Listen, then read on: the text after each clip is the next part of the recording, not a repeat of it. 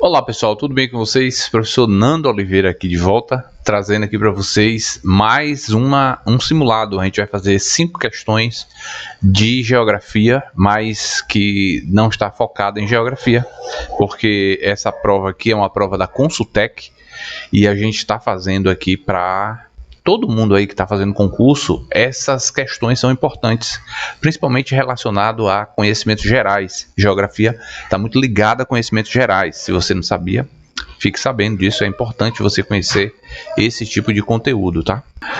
Então, essas aulas de conhecimentos gerais, elas são importantes para vocês, todos que vão fazer concurso, porque tem um conhecimento muito abrangente de sociedade, de política, de religião, de meio ambiente. Tem um conhecimento muito geral também relacionado a um conteúdo mais teórico, de questões que você vai aprender a responder ali, vai verificar como é que você responde. Conhecimento sobre vários autores que a geografia aborda também. A geografia é uma ciência muito eclética e ela traz muito isso aí. Então, essa aula aqui é uma aula de conhecimento geral. As questões que a gente vai responder hoje são questões relacionadas à educação, principalmente, mas serve também para você, é claro, de qualquer concurso aí que você vai fazer, seja área jurídica, seja área de administração ou área de saúde, qualquer área que você vai fazer aí, esse conhecimento vai servir sim para você.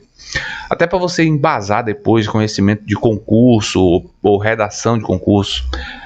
Foi expressivamente o que eu quis dizer, redacionar, né, para concurso. Então a gente vai começar agora, né? Eu vou diminuir aqui a minha tela da minha imagem para a gente começar a responder essas questões aí. Vai ser muito interessante você ver também as aulas anteriores que eu já postei. Então tem questões lá na aula anterior a essa, é uma aula de geografia. E justamente a mesma prova, se você acompanhar aí, você vai ver lá a mesma prova. Então vem comigo aqui que vai ser legal esses conteúdos que eu vou falar deles agora com você. Então aqui, pessoal, na aula passada a gente falou sobre esses assuntos, ó. São essas questões aqui, inclusive essa questão aqui, a questão 44 dessa prova. Essa questão 44 aqui foi a última que a gente trabalhou, certo? Foi a última. Deixa eu botar vermelho aqui para a gente ver. Essa questão aqui, ó, 44, foi a última. Agora a gente vai para a questão 46. Então, se você não viu anteriormente, dá uma olhada. Deixa eu botar lá no início para você ver a prova qual é. A prova de conhecimentos gerais. Essa prova aqui foi para... Essa prova tem língua portuguesa também, depois a gente faz. Consultec, isso aqui foi para o governo da Bahia, né? Para professores do estado da Bahia. Deixa eu botar aqui então na questão que a gente vai falar, questão 46. Olha só como essa questão é interessante. Ela diz assim, ó: a impressão dominante que tive, e talvez correspondente a uma verdade positiva, é esta: o homem ali é ainda intruso impertinente. Chegou sem ser esperado, nem querido, quando a natureza ainda estava arrumando um vasto e luxuoso salão. Encontrou uma opulenta desordem. Aqui ele está falando, ó, de meio ambiente, está falando de Amazônia. A gente vai descobrir isso aqui já no nosso texto, a gente vai descobrir isso, ó. Quanto às características predominantes do espaço amazônico e suas temporalidades, é correto afirmar. Aí ele traz aqui algumas alternativas, de 1 a 5, como se fosse A, B, C, D, E, né? Então ele diz assim, ó: o período de ocupação e regionalização do espaço até a década de 80 do século passado caracterizou-se por uma perspectiva socioambiental que buscou o desenvolvimento endógeno, ou seja, dentro da Amazônia, voltado para os seus habitantes. Nada mais distante da verdade, né? Jamais ali o desenvolvimento foi buscado para os seus habitantes, né? Ou buscou-se um desenvolvimento, até porque se você ver a Zona Franca de Manaus, não é para a Amazônia, né? Ela é para outras partes do país. Só esse pedaço aqui da história que você conhece também, você já vê que não tem nada a ver essa alternativa. Na B diz o seguinte, ou na 2 diz o seguinte, ó: a ocupação da Amazônia Ocidental se deu em um processo de inclusão, ou seja, incluir os indígenas, incluir os ribeirinhos. Nada a ver também. A gente nem precisa ler o resto, né? Questão aqui, ó, errada, né? Alternativa errada. O período de ocupação da região pós-1930, teve como motivação coleta e exportação de drogas do sertão. Nada mais errado, porque essas drogas do sertão aqui que ele fala, isso aqui foi num período muito distante lá, né? E nem era drogas do sertão, nunca foi ali exatamente nesse período, 30, e não necessariamente na Amazônia, né? Mas, enfim, tá errada a alternativa. 4. A fase de apropriação do território ocorreu com a marcha para o oeste, a delimitação oficial da região por critérios técnicos e científicos. Que nada, a Amazônia foi ocupada de maneira totalmente irregular e nos lugares que era mais fácil ocupar, né? E, inclusive causando desmatamento, como a gente vê até hoje, né? Aí nem precisa dizer que a alternativa certa é a 5, porque aqui, ó, o processo de ocupação, de territorialização, pautou-se por um processo extremamente excludente, isso aqui, uma vez que foram desterritorializadas comunidades extrativas, caboclas e indígenas. A questão certa é a número 5. Essa questão aqui é difícil para você? Olha, essa questão é relativamente fácil. Vou botar aqui no nível F, questão fácil. Agora, claro, o que você aprendeu nessa questão aqui? Como responder uma questão dessa? Vai por eliminação. Eu vou por eliminação, ó. Voltada para os habitantes, inclusão, né? Drogas do sertão, 1930, né? Delimitação por critérios técnicos. Aqui eu fui eliminando, tá vendo? Aí eu consegui responder. Não é uma questão difícil, nível fácil essa questão aí. Agora, vamos ver essas aqui, ó. Essa aqui já não é tão geográfica assim, ó. Nas propostas curriculares, mas não adianta. Se você vai ser professor de geografia ou de alguma área de educação, você tem que conhecer também essas outras alternativas. Se bem que essa aqui é geográfica também. Essa aqui é bem geografia, bem a cara de geografia, ó. Nas propostas curriculares do ensino básico, produzidas no Brasil nas últimas décadas, observa-se em relação ao ensino da geografia problemas de ordem epistemológica, de pressupostos teóricos e quanto à escolha dos conteúdos. Considerando a informação e os conhecimentos sobre a prática pedagógica para o ensino e conhecimento geográfico do país, marque V para verdadeira e F para falsas. Aí, aqui é para marcar V e F, né? A localização e a descrição são métodos científicos utilizados unicamente para o ensino da geografia física. Não, né? Porque ó, localização e descrição são métodos científicos utilizados unicamente para o ensino da geografia física? Não, pode ser também utilizado para outros tipos de ciência, né? Localização e método e descrição são usados também para outras ciências, né? Enquanto a síntese e a analogia se aplicam exclusivamente à geografia humana. Em se tratando de geografia, a analogia a gente também faz dentro da geografia física. Então aqui, ó, seria um grande F, né? Um falso aqui. Aí aqui nós temos, ó, as alterações teóricas metodológicas no cotidiano da ciência geográfica escolar são fruto das experiências do movimento de renovação da geografia, iniciado na década de 70. Então, essa aqui, ó, as alterações teóricas metodológicas, realmente ela se deu aqui, ó, na década de 70 do século 20, portanto verdadeira, né?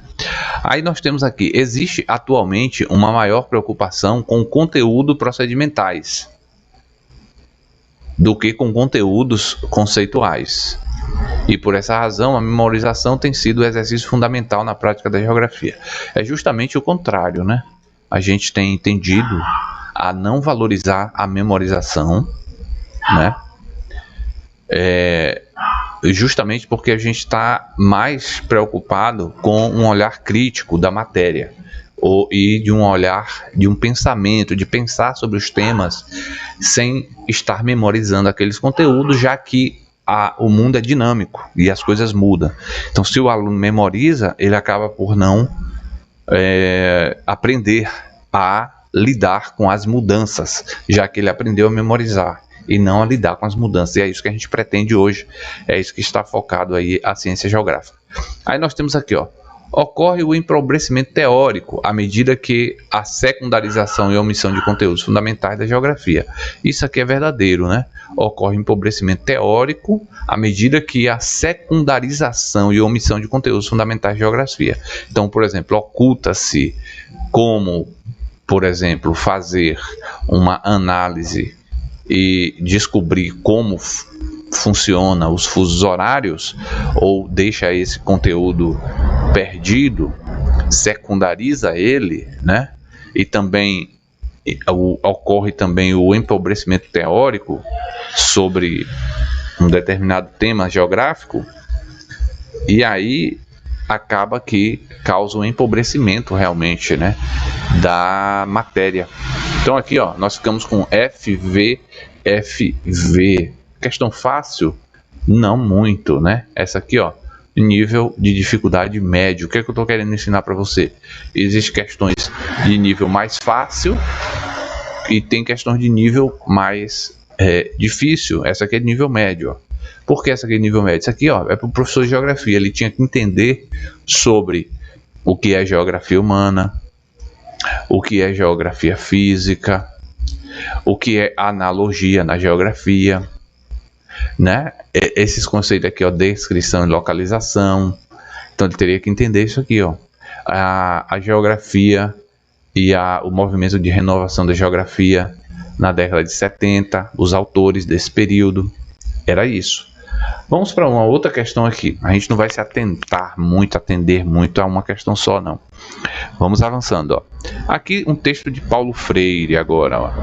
Quanto mais me dou a experiência de lidar sem medo, sem preconceito com as diferenças, tanto melhor me conheço e construo o meu perfil. Aqui, ó, ele está dizendo que ele se preocupa, né? Ele se doa à experiência para, sem medo e sem preconceito, ele lidar com as diferenças e se construindo. É justamente o que a sociedade brasileira está precisando. Ela está precisando muito disso aqui, ó. Ela está precisando aprender a lidar com as diferenças e aceitar, principalmente, ó, sem preconceito, as diferenças. Isso é importante demais. Em uma sociedade democrática, isso aqui é muito importante. A gente tem visto nos últimos anos movimentos de conservadorismo, ou seja, manter a sociedade do jeito que ela está, com todas as suas morticínios de mulheres, de adolescentes, de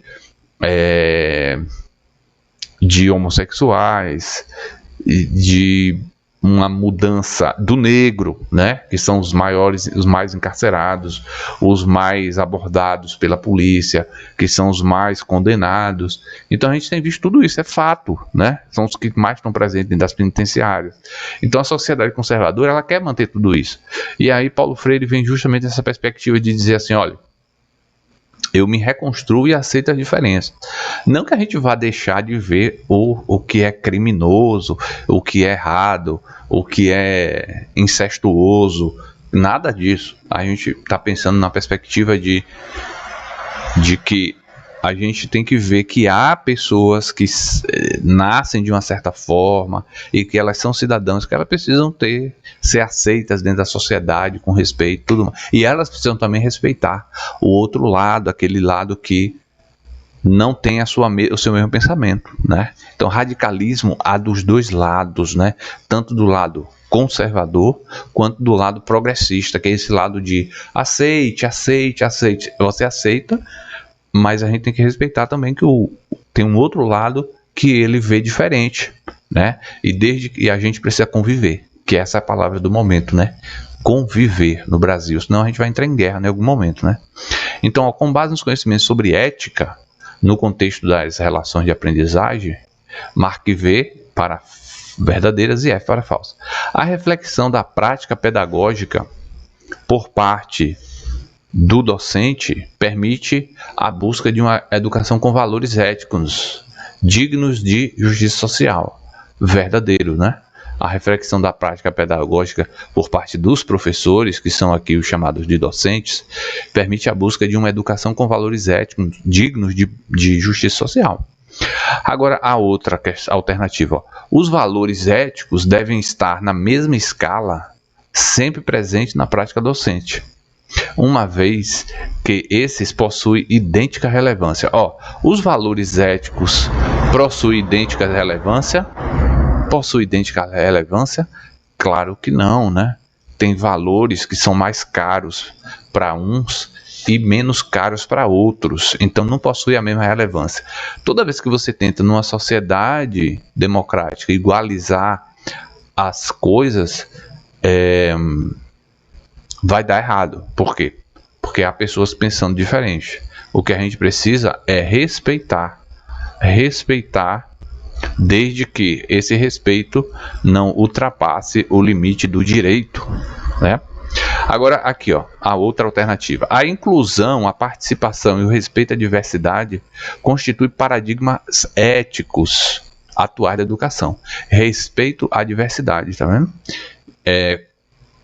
A inclusão, a participação e o respeito à diversidade, paradigmas éticos. Até porque está na Constituição, todos são iguais perante a lei. A Constituição impõe que todos sejam iguais perante a lei, todos sejam iguais. A gente sabe que isso não é necessariamente possível, né? Todos serem iguais diante da lei, porque na prática acontece outra coisa. E é justamente contra isso que a gente tem que lutar eticamente, né? Quando a gente vê injustiça, a gente deve bradar. Olha, isso aqui é injusto. Enfim, né? Mas enfim. Agora aqui, ó, os valores éticos são cada vez mais importantes para uma educação pautada em princípios democráticos e cidadão.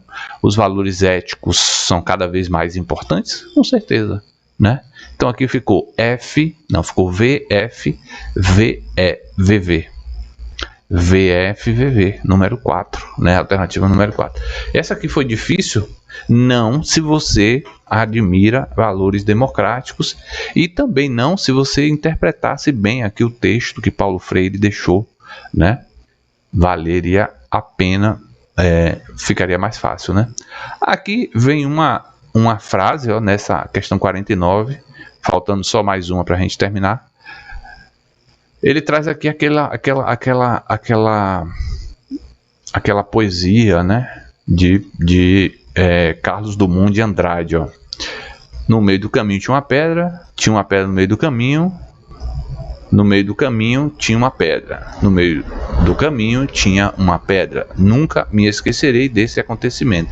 Na vida de minhas retinas tão fadigadas, nunca esquecerei que no meio do caminho tinha uma pedra no meio do caminho tinha uma pedra.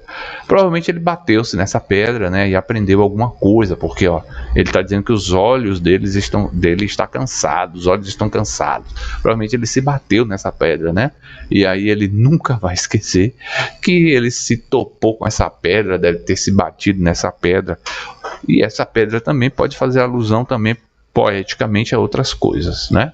Vamos responder a questão agora, depois de ler essa poesia de Carlos Drummond de Andrade. As dificuldades, está falando das dificuldades práticas dos professores, como disseminadora de valores éticos, estão vinculadas, dentre outros fatores. As dificuldades dos professores estão vinculadas, dentre outros fatores, a quê? As dificuldades práticas dos professores, né? A ausência de formação contínua do professor, aos numerosos tabus éticos, como preconceitos e as percepções da educação derivada da formação acadêmica, a violência simbólica que se faz presente pelo autoritarismo, característica inocente ao docente enquanto ser social. Nossa, essa aqui estaria bem errada, né? Aos numerosos tabus éticos, como preconceitos e as percepções. Então, as dificuldades práticas dos docentes, como disseminadora de valores éticos, estão vinculadas, dentre outros fatores, aos tabus.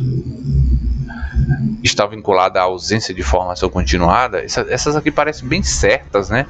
Não parecem erradas, não, sabe? Eu acho que essa questão é mal elaborada, né?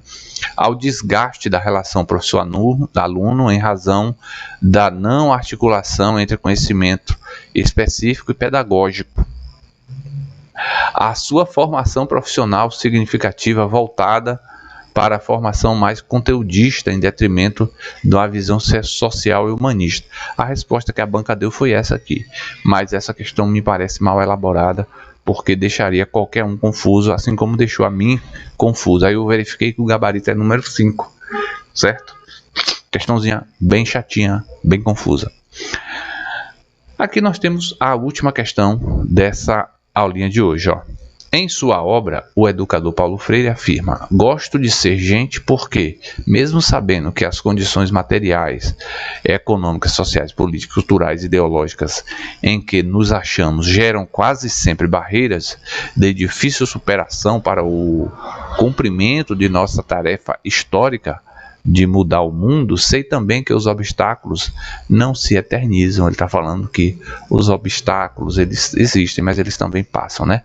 Então aqui ele diz assim, a pergunta, ó, o comando: respaldado nos ensinamentos do autor, cuja pedagogia é pautada na ética, no respeito à dignidade e à própria autonomia do educando, e associando a sua prática docente, marque V e F, né? Então aqui, ó, a conduta do professor exige que ele faça uma reflexão crítica sobre o que é discutido em sala de aula. Por ser lícita a transmissão de sua ideologia? Claro que não, né? Eu marco essa alternativa como F, né? Falso, né?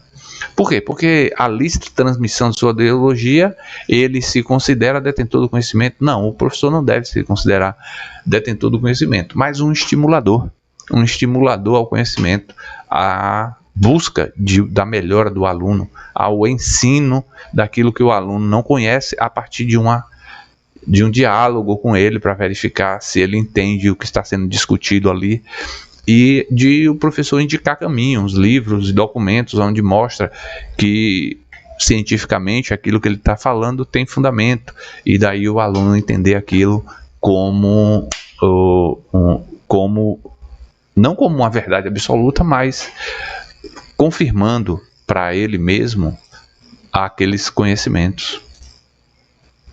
Então aqui a outra alternativa: é importante que o professor tenha uma consciência crítica de si mesmo para compreender o que está nas entrelinhas do seu discurso, de forma a não contribuir para a perpetuação de um poder dominante que leva às diferenças sociais, discriminação e comodismo.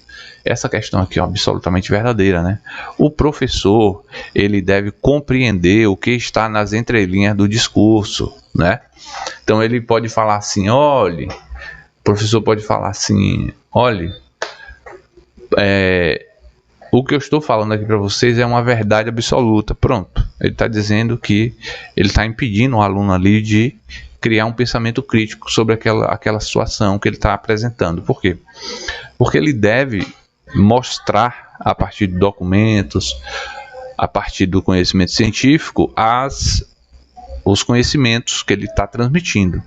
Mas aquilo jamais será uma verdade absoluta, né? Apenas será um conhecimento que, mesmo sendo científico, pode mudar. E é isso que deve ser ensinado ao aluno. Isso seria uma das coisas nas entrelinhas, mas existem milhares, né? Na contemporaneidade, a existência não é mais possível sem que se assuma o direito e o dever de optar, de decidir, de lutar, de fazer política, atitudes que conduzirão o professor à imperiosidade da prática formadora. Essa aqui é o principal objetivo do professor: formar o aluno, formar o estudante, para que ele possa ter uma vida social melhor, né? De natureza eminentemente ética, né? Que está ligada à moral, que está ligada ao bem de todos, né? Quando a gente fala ética, justamente está ligada à moral, e moral está ligada a costumes. Costume está ligado àquilo que a sociedade costuma respeitar e fazer, e que é bom para todos, né? Então nem tudo é ético que a sociedade faz, nem tudo que a sociedade faz é moral, nem tudo que a sociedade faz é bom. Às vezes é pelo contrário, é mal e precisa mudar. E é isso que a gente tem que lutar. Então aqui, ó, essa aqui seria a alternativa também, V. Então seria a número 4, né? Deixa eu conferir o gabarito certinho. FVV, ó, FVV. Então é isso aí, pessoal. Gostou da aulinha aqui? Foi uma aulinha rápida, durou menos de 30 minutos, mas acredito que isso acrescente na sua vida, e você que está aí buscando conhecimento, buscando sempre evoluir e avançar, certo? Esse conhecimento aqui que você viu agora serve para você aí no seu concurso, qualquer área, de conhecimentos gerais, ou que você está na área de educação. Essa aula vai te servir bastante. E você que está na área de geografia, isso aqui é um exemplo de como a banca Consultec, como ela cobra conteúdos de geografia. Ela não costuma ser fácil, tá vendo? Depois a gente volta para corrigir aqui a prova de português, de língua portuguesa. A próxima aula vamos fazer aí a prova de língua portuguesa. Deixe seu like, curta o vídeo, compartilhe. Um abraço, muito obrigado por você estar aqui. Acredite nos seus sonhos, tudo vai dar certo se você acreditar em você, fazer a sua parte, estudar, e Deus completa o resto que você não pode fazer. Um abração, te vejo no próximo vídeo.